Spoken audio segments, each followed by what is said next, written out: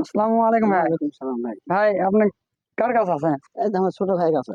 ও, নিজের ছোট ভাই? হ্যাঁ, ছোট ভাই কি দেখতে আছেন নাকি? হ্যাঁ দেখতে আছে, জ্বর আছে, সর্দি হচ্ছে, কাশ হচ্ছে, তো দেখতে আছে। এই ভাই একটু খারাপ তো কি খবর ভাই? গাঁৱত জ্বর ওষুধ পরীক্ষা আছেন? হ্যাঁ, ও এখন কি এখন বর্তমান জ্বর এখন ক্যাম্পাসে এখন। তো ভাই জ্বর যদি নাই হ্যাঁ, ভালো হয় তাহলে করি, ঠিক আছে?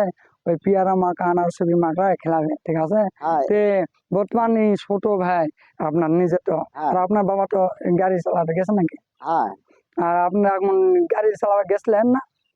হ্যাঁ, গেছিলাম তো, গিয়ে দেওয়া আমার ছোট ভাই দেওয়া ব্যথা শূন্য শূন্য জ্বর আছে। মায়ামকে হ্যাঁ, জ্বর আছে, তো ওই জ্বর হিসাবে ব্যথাকে মানে ছুটে চলে আসে। ছোট ভাইয়ের কাছে। হ্যাঁ, তো ছোট ছোট ভাই। ভাই বর্ষা বাড়লে সময় এলা তো মনে করেন এলা যে জঙ্গল বন হুম, এলা তো মনে করেন পোকামাকড় থাকা বেশি সম্ভাবনা। ঘুষি ঘুরছে মনে করেন রাস্তায় ভাইবার সাপ। তো এই সাপ যদি আপনার ছোট ভাই কামড় দেয় মরে গেলে সেটা এরকম কোনো মনে চিন্তা ভাবনা হয়নি?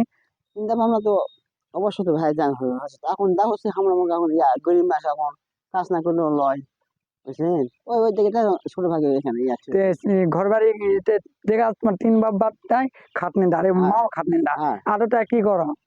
আপনার যাই যে তুমি দিছি, কিস্তি লিয়ে আছে, মুন্ডুকে পড়ে গেছে।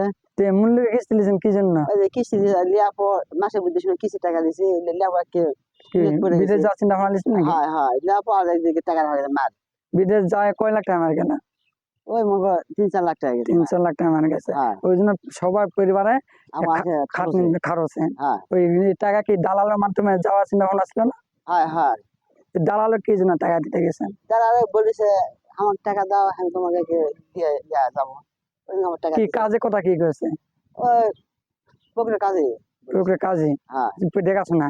হ্যাঁ, তো মনে করে এই টাকা নিয়ে কি ভাগে গেছে না এয়ারপোর্টে তোমার লে যায়?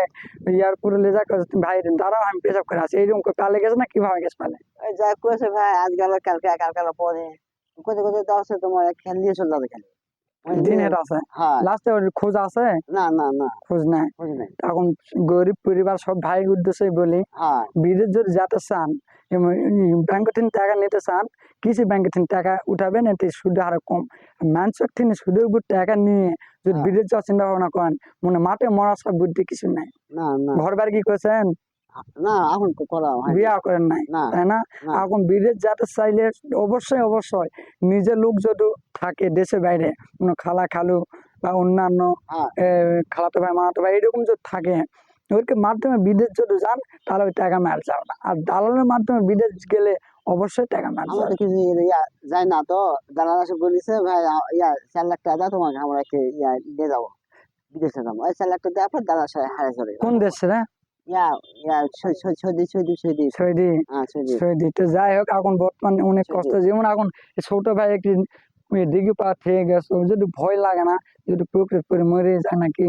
এখন না যে খালো দিন নয় ভাই না। এখন এখন না ভাত খালো চাউল সব নয়, কিনা? সব কিনা, চাউলটা সব কিনা। সব কিনা। হ্যাঁ, চাউল তো 70 টাকা কেজি, আলু হ্যাঁ, 70 টাকা কেজি। হ্যাঁ। ইনি কত বেতন পায়?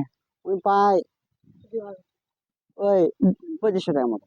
2,000। হ্যাঁ, 2500। আর এই আম্মা বলে রান্না বাড়ি করে? ওই পাই ধরো পরে ইয়া 800 টাকা দিই। 1800।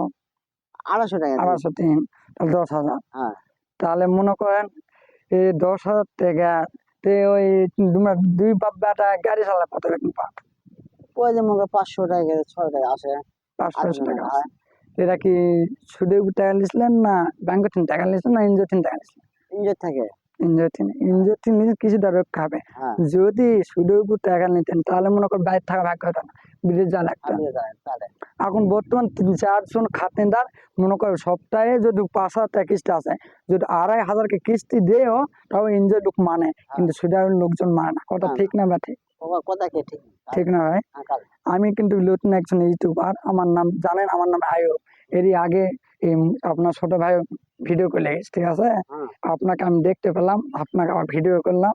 তো মনে কিছু নিলেন না, ওই জন্য সবার সদস্য নন। বিদেশ গেলে আত্মীয় স্বজন থাকলে টাকা দিবেন, আর দালালও কখনো টাকা দেবেন না, না। আর এখন ঘুরে করি আর এই দিঘি কয় বিঘা ভাই? পুরা 10 বিঘা হবে। 10 বিঘা। এই হ্যাঁ, মালিকের বাড়ি কই? মানে ভাই কীর্তিপুর। মালিকের বাড়ি কীর্তিপুর। হ্যাঁ, তো এই যা থাকে ওই যার তিন থেকে এই হাজার। যে আমার ছোট ভাই থাকে, আমরা থাকি।